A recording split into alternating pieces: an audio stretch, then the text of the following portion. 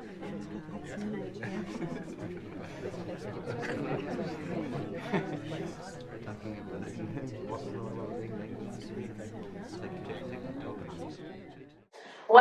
back. Thank you guys for coming back and staying. I just wanted to start the second half of this segment.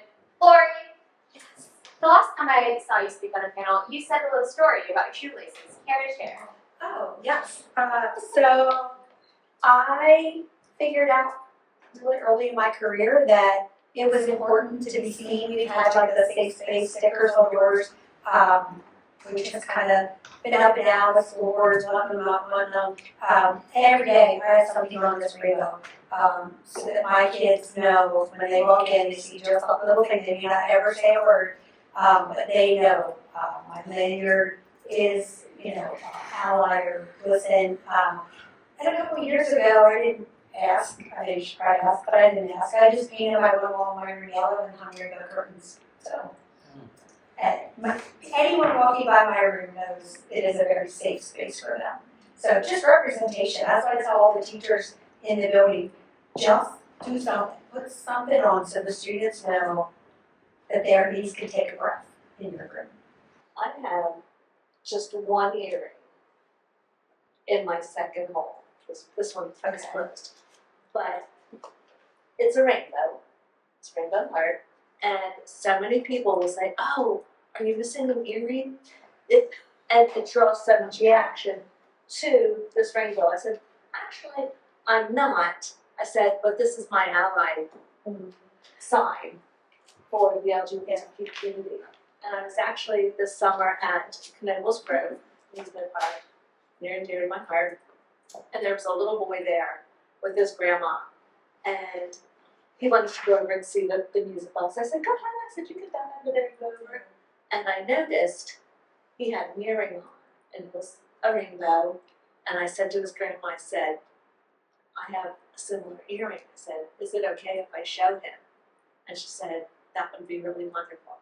And so he came back and I said, hey, I said, I really like your earring. I said, I have one like it. And he just got the biggest smile, and it was the best. It was the best time.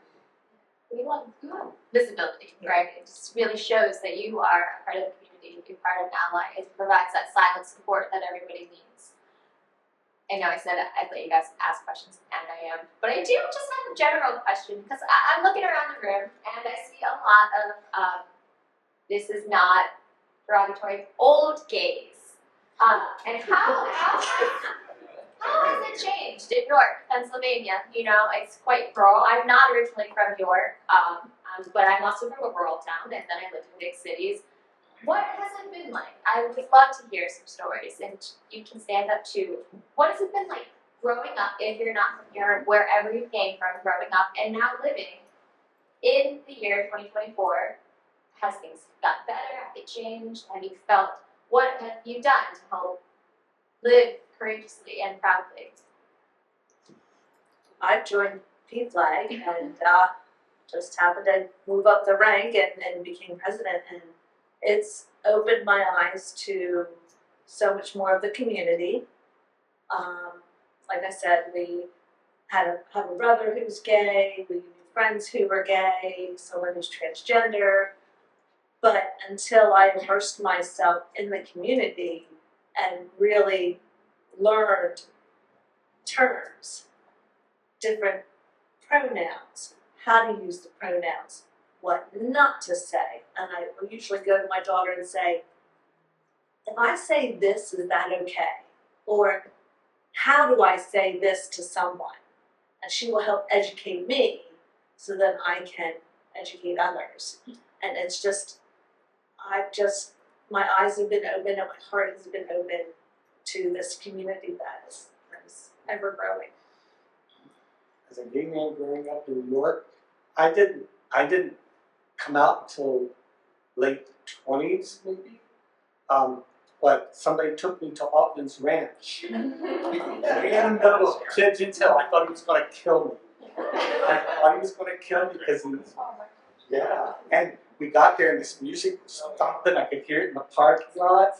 And get out of the car and he goes, oh, by the way, mine's the gay bar. I left whatever happens, happens. And there were probably 24 gay people in there. It's a Friday night.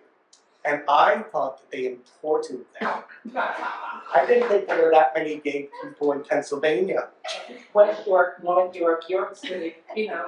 I know. And like they took me down to Nations in DC soon after, and there was like, oh golly, I don't know, I'll say 2,000. And I thought, seriously, I thought they came from Europe. I had no clue, because growing up, knowing I felt different, and I heard my brother's friend talk about some neighbors of his were gay, and then I saw the guy at the grocery store, and I just about had a meltdown, and I just wanted to meet him because he was gay. He was gorgeous too. I just wanted to meet him and talk about it. How do you live? We had a partner. How do you live in this community and be gay? Because I can't come out yet, because my church will disown me, my parents will probably have a heart attack, and all this stuff. And so you went to Upper's Ranch on Fridays, and then Stallions on Saturdays, and Mackley's Mill on Sundays, and on Wednesday night you went to a 14 Carat down here on Market Street, and you had these little communities that met at the bars, and then they opened up Velvet Road, and that morphed into Club Excess. And then when they all closed, it was, by then everybody was on the net, you know, meeting on the net. So as an older gay man, thank God I'm married. I wouldn't know how to meet somebody nowadays. I would be alone. I mean, I wouldn't know how to meet. God bless these kids and their I was going to ask, how does the younger generation? John Grinder and Well, So I think one of the beautiful things, as someone who's been queer in York for almost 20 years, there was and there is forever a deeply rich history in York County that many would not expect, which is where our queer elders are so important, because we have had bars and gathering spaces that have existed, like Alton's Ranch, since the 70s. I mean, one of the longest continually open LGBTQ gathering spaces in the country was in rural York County. And those gathering spaces were those safe spaces for a very underground community. As that bar culture has gone, at this point now in York County, there are no LGBTQ specific gathering spaces.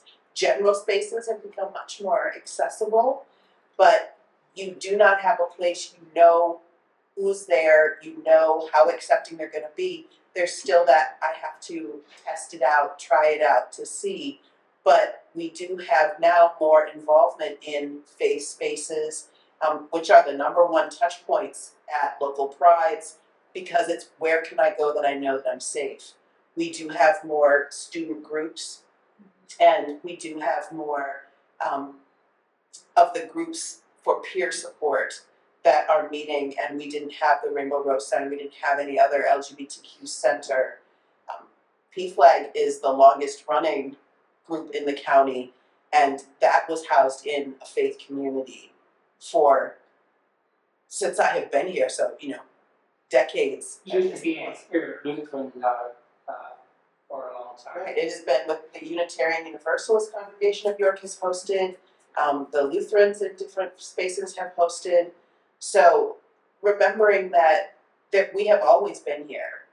We have worked hard to find and construct safe spaces, but that now it is newly challenging because, well, it's inclusive. You don't need a specific space. And so there is the fact that you can be out to a degree almost everywhere, but you are never sure how out you can be. And so I have had youth and adults express a sense of mourning, a sense of loss in that I wish there were places where I just knew it was okay to be fully myself. And that's why things like Pride celebrations, coming out day celebrations, Trans Day of Remembrance, Day of Silence, which is a GLSEN or GLSEN initiative that happens in schools in April. These high holy days of the LGBTQ community are important to know. It's not just Pride, there are touch points throughout the year, and those are important to uplift and hold intentional spaces for, because at this point in not just York County, but many counties, those are the only spaces we have left where we know we don't have to moderate ourselves and test the waters of safety to be fully out. And I was just gonna say, I've been out for a very long time. I came out because Don't Ask, Don't Tell did not quite fit for my strategy in the military. And yeah, it's amazing. But I remember growing up being so ostracized in my community early here. And that community is very rural and still even to this day very, very bad there for a few folks. And I still get phone calls from there. But one thing that stayed to me was learning about polarity, for example. Polarity is a language that LGBT folks, gay men back in England used to come up with, using a mix of Romani, Polish, Jewish languages together. So I learned polarity when I was in junior high and between classes. I had no one to talk to, but I learned it. Then I started learning about all these other secret ways we communicate with each other. Handkerchiefs, clothing, the Oscar Wilde green carnation, all these things. I have a purse. I call it a purse because it's a purse. I carry it around because it shows others it's okay. And for those who watch drag, purse first. Always is on my side. But the reasons I invest more time in this now is because I'm hearing from community members my age or older who are coming out later in life because they waited until their kids grew up and went to college. They're waiting until their spouse passed away. They really did love their spouse and they just didn't know what to do at this time period. As well as younger, not just a deep sense of mourning and loss about what has been, but how do I connect now in a sea of people? Because there's this tentative nature. When you have, and it's all included, you can come here, this bar is open, it's fine. You don't have that density, like you said, where you felt like they were imported nations, which I feel like they still do. So you don't have the density, so you can't connect. So people are really kind of struggling through this virtual divide. Not everybody is online. Not everybody has access points. And I can't stress that enough in our communities. Not everybody has those access points. So with no congregate areas, those high holidays are important. But the socialization, let's get together. I just want to be here in space with each other. One thing about Auckland's Ranch, the gay VFW, I used to call it, everybody had a table that you could sit down at, and there was 18 other people you just met that night. And in that process, we were able to take down not only our guards to the outside community, but we were actually, to the first part of the conversation, we were safer because we were actually connecting with each other. You learned about each other. You had investment with each other. And those are some things that Rainbow Rose and other organizations we're going to be working on because we need to rethink how we do this, how we're there for the community. Altman's Ranch, one of the owners, Bernie Earhart, he founded Gush when the AIDS epidemic hit, and of course we didn't have the internet back then, right? So we were a bit behind in the onslaught when it was really taking our brothers and sisters away, and he opened up Give Us Hope, Gush, and it was right down on Duke Street, across, I think, from Rex Fire Hall. Yes. And it was on the second floor, and I used to volunteer there. And by golly, you couldn't meet anybody more lovely than Bernie. He welcomed you, he would hug you, he didn't care if you had the scars on you.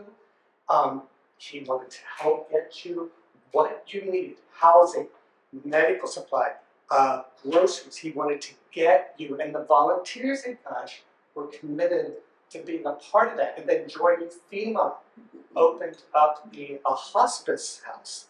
And by golly, we went and just sat with some of the people that were there. You didn't have to know who they were. You just needed to treat them with dignity and be there. And I mean, like, my one friend was in there, and he didn't know you know what I mean? I don't know that he knew I was there because we could not hold a conversation. We just sat there and held our hands, you know, and you were there. And we had all these wonderful, I don't think it's wonderful, it's a shame that they had to exist. But you had this pride and people stepping up for the needs, you know, and you had to do it word of mouth, you know, and gathering like you talked about, like today, a lot of my gay friends, we get together once a month for dinner club. And if we don't have a holiday party, this is how we socialize, you know, because we don't have the gathering places that we used to. But that does make it harder for newer people to connect Yeah. in the communities. That when you move into York, because we don't have gathering spaces and regular public touch points. And like the straight community, the gay community has a link. That's right. So you have to get to know a person. You have to find a way to get invited to a party. So as wonderful and as important as the dinner parties and the groups and lesbians have been having munches and meetups and gatherings since time immemorial, but it is very challenging when you first move to the community. So just practicing that hospitality, again, that being out there, that if you spot someone and invite them, it can be such a game-changing, life-changing entryway into not feeling alone out there. Well, I like to say, to start out light, don't forget, we're going on Thursdays to school.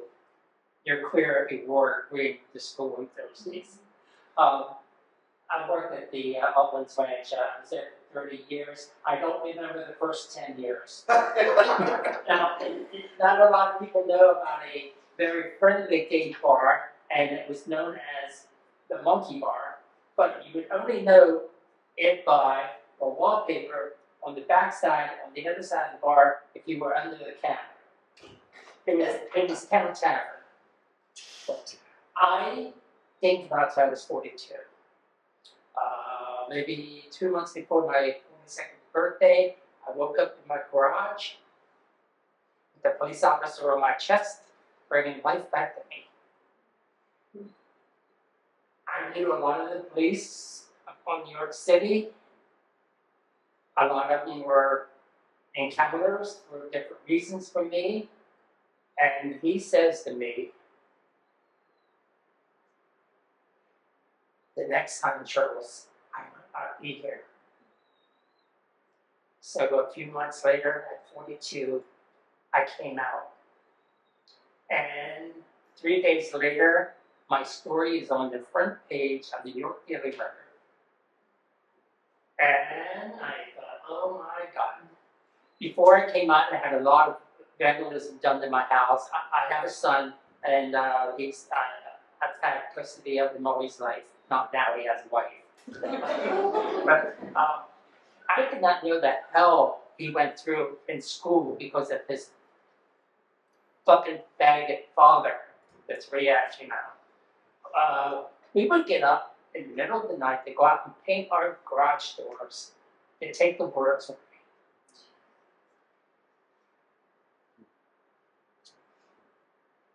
I had all kinds of vandalism, but when I came out, I couldn't believe this love and this support that I received, and all this hate and devastation of vandalism.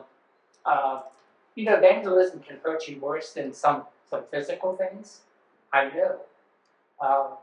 Had stopped. So fast track, 62, 63 years old. I'm on the front page of the York Daily Record again, standing in front of my Rainbow Rose front gate. And the story came out again, and the love had never changed. The only thing about the love, it increased. It increased. And by having my rainbow gate, I I had a young man, I think he started like 8 years old, going through the neighborhood, doing all kinds of stuff for people out of charge. And then I think he was like maybe 10. He comes by and he says, "You have a rainbow flag." That was before my date. And he says, "I think my dad's gay." I said, "Oh, okay." He said, if he ever comes out, can you talk to him?" 3 years later, his father came to my house with his son. So, it pays for us to be out. We never know what area one might get touched. That's beautiful. Now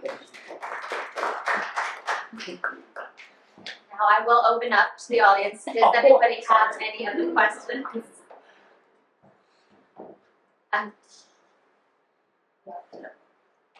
Yes, please. Not really a question. I just wanted to say, as a young man who is still mostly closeted, it is incredibly important what you guys do. I want to say thank you for that because I didn't have a community when I was discovering myself.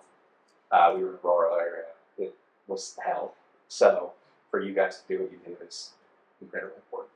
So thank you. Yes, very, very, very important. Green Lights, especially, has been like such an amazing place for me to come and be myself. So I just appreciate all of you.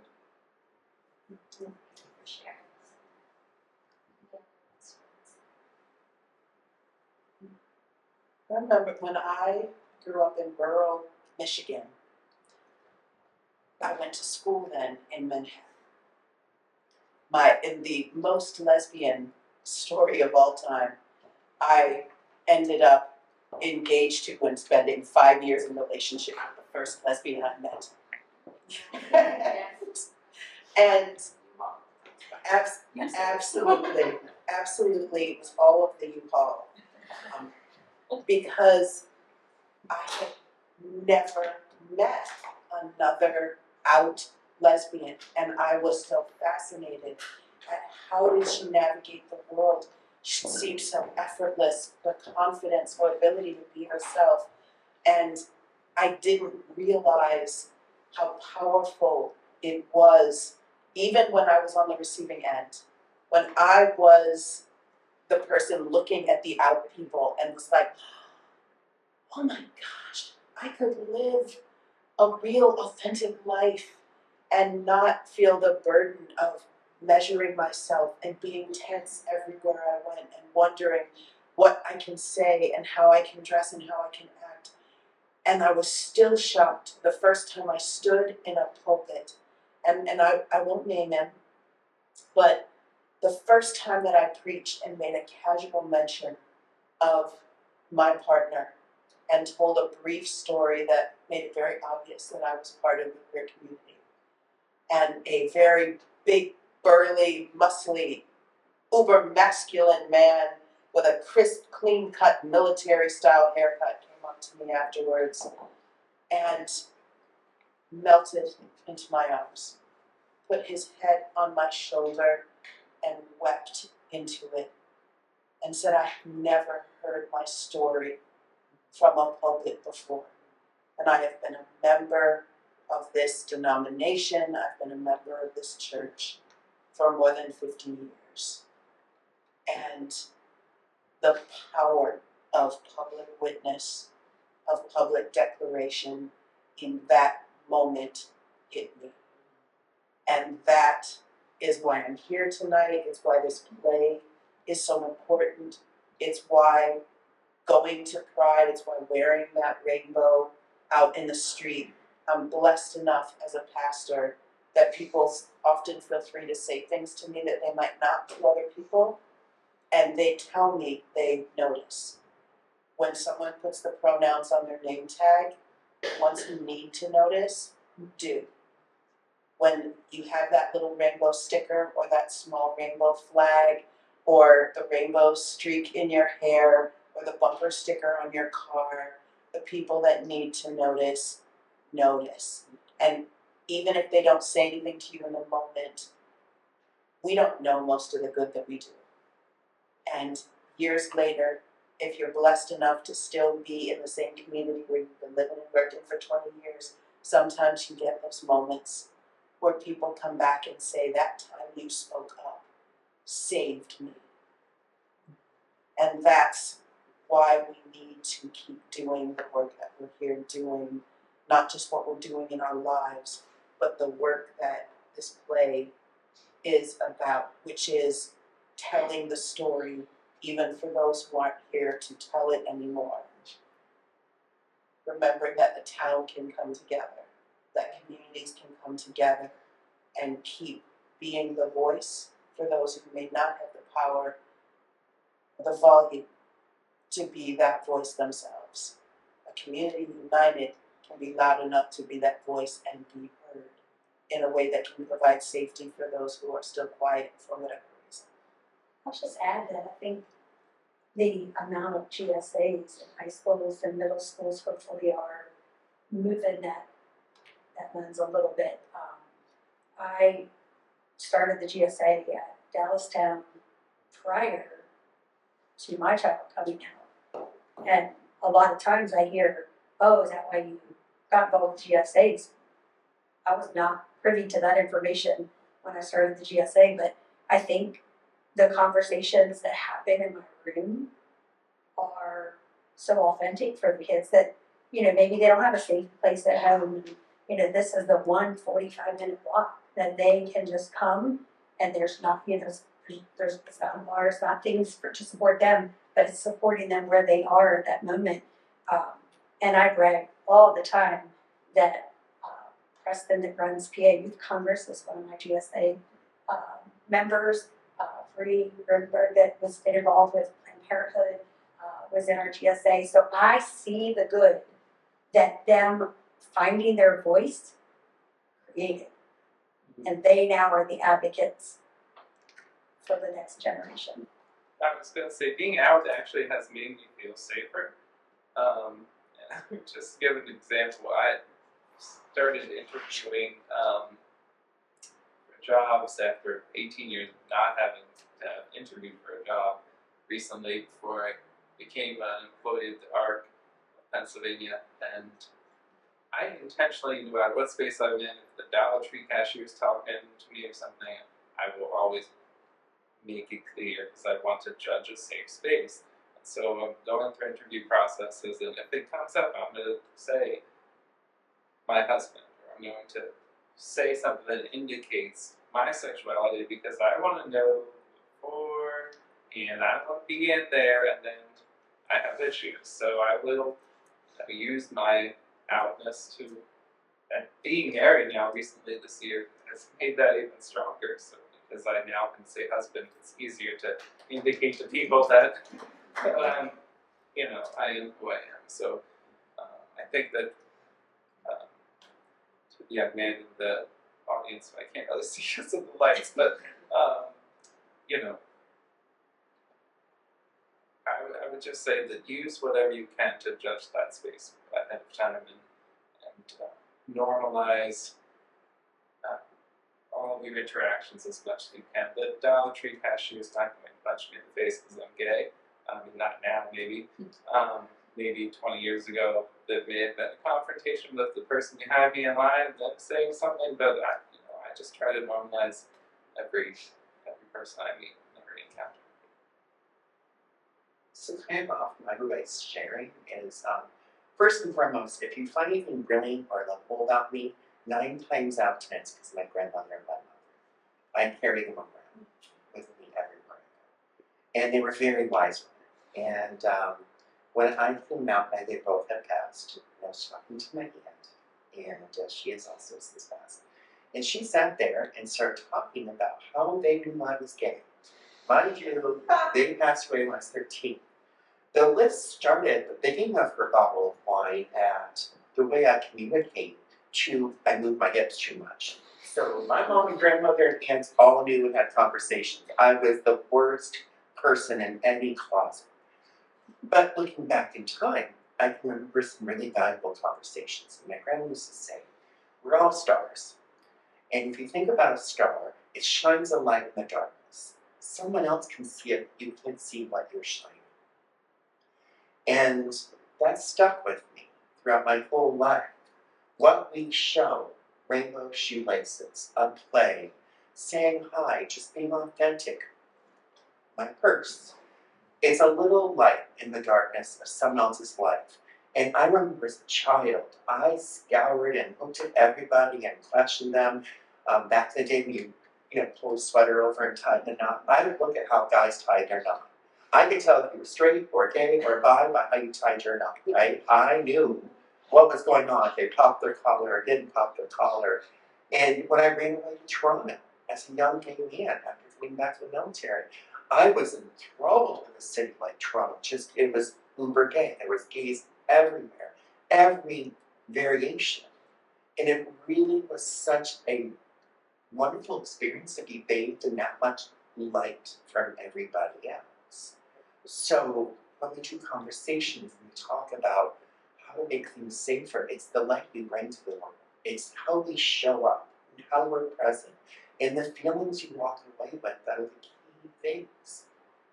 It's not about how rich you are, about how powerful you are. So that's my grandma's mother, not me. Queer privilege is a real thing. I am very aware that in Pennsylvania in particular, there's a lot of places and spaces where LGBTQI plus people do not have the safety to fully be out. In our foster care system, the largest reason why adolescents are in the foster care system is that they were either unsafe at home or they were actively put out of their homes. I've done extensive work and am a certified foster care parent because it is such a large problem in our county. It is also an issue in our school districts that those laws being very uneven. There's a lot of issues around chosen names, pronouns, the medical care challenges of can I get gender affirming care or not? And is it safe to tell my therapist or counselor because I don't know what practices that they're going to use? But at the same time, when we reach a certain level, a way to give back for what has been given to us. And I still remember the first time sitting with a group that used to be part of Planned Parenthood that is now part of Rainbow Rose Center, which was, and at that time called the CURB, it was for youth and young adults. And a teenage girl sat next to me, she said, I have never had an intentional conversation with an elder queer before. And in that moment, I turned into Gandalf the Grey. Like I felt the wings come out of my hair. I felt myself sprout just long, wavy silver locks. And I realized that we don't do a lot of intentional space curation for young people that might think they are alone, might think they don't have safe spaces, connections, mentors. And before the internet, that was a real part of our culture. It was a typical thing. I still have my lesbian mentors who ran the National Organization of Women group in York for 40 years. My posters on the wall of Audre Lorde are from those women.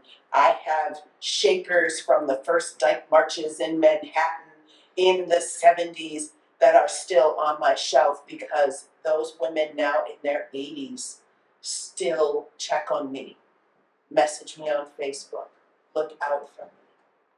How are we as adults, as people in our 30s, 40s, 50s, making sure that we are mentoring and continuing that culture of mentoring to the next generation? Because much of it has been lost between COVID and the transition of aging. So participating in events like this are important, but how do we turn this into a springboard platform to do more and make sure that we are letting young people know, babies, we see you, we were there, and we care. We might not know how to find you. We cannot figure out reels for the life of us. TikTok is a nightmare. but we love you so much. And we have been there, you're not alone. You You guys would be my top baby, I'm just saying.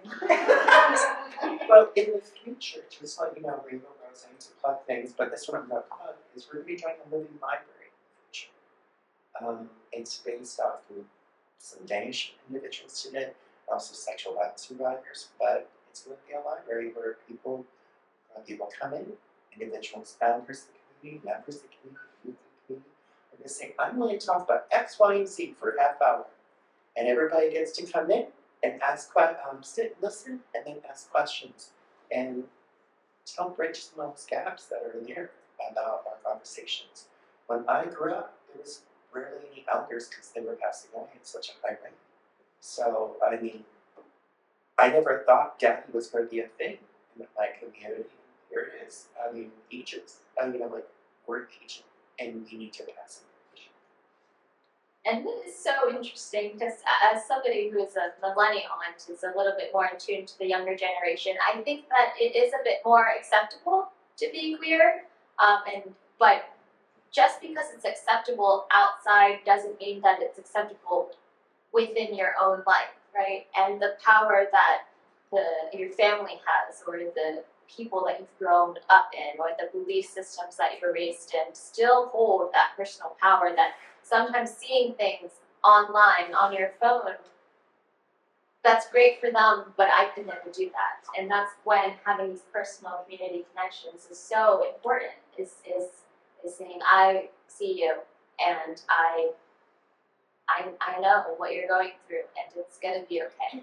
And maybe one day your parents will understand, and maybe one day they won't, but you deserve to be happy, and there's happiness over that shame that you're feeling, and there's joy that can be felt from just unburdening yourself, right? And let's say queer joy is real, right? We are focusing on some of the challenges because we want to proactively work for the promotion of queer safety. And so we're uplifting that not every queer person in York County is safe. That even if they are safe in their home, they may not be safe in their church, they may not be safe in their school, they may not be safe in their workplace. But that does not mean there's not amazing safe places, and that there's not joyful theater and artwork and clothing and fashion. There is not fabulous music that is happening. There are not dance challenges. There are not supportive friendship groups. But the increasing general social acceptance, and all the data does say that our Gen Alphas, right, that approximately 50% of Gen Alpha identify as something other than straight, right? So what we're talking about is, one, power structures. Gen Alpha are a good 2 generations or more away from being CEOs, lawmakers, people that hold power over some of those larger social and structural systems. So just because there's social acceptance in your peer group does not mean you have power. And that's where advocacy and legislative work need to happen.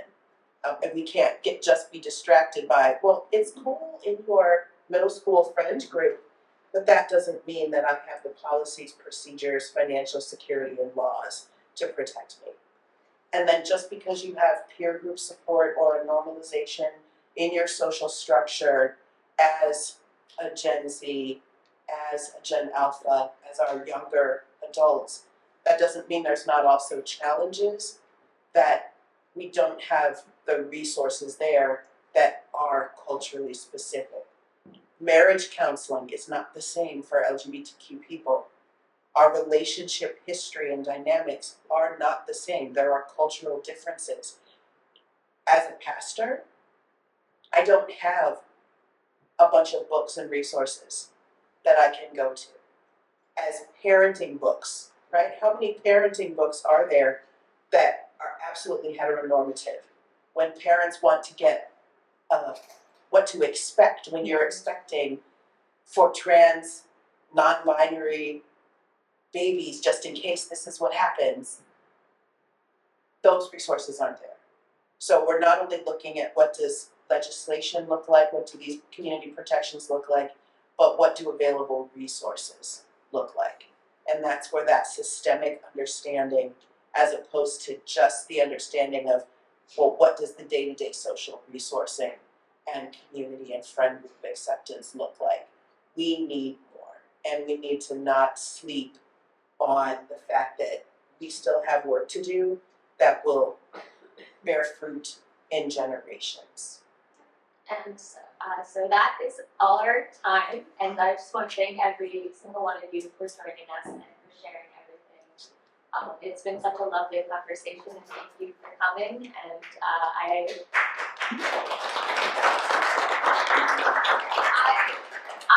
truly want to say that it seems that the bulk of the responsibility is in the loudness of our voices and demanding for these things and demanding legislation and for educating people and demanding people to become educated, to provide resources, to include everybody. It just makes it a better space for everybody, right? You have to use your voice, you have to use your power, you have to do that politically, but also you have to do it as a good neighbor. And this is such a lovely beginning step.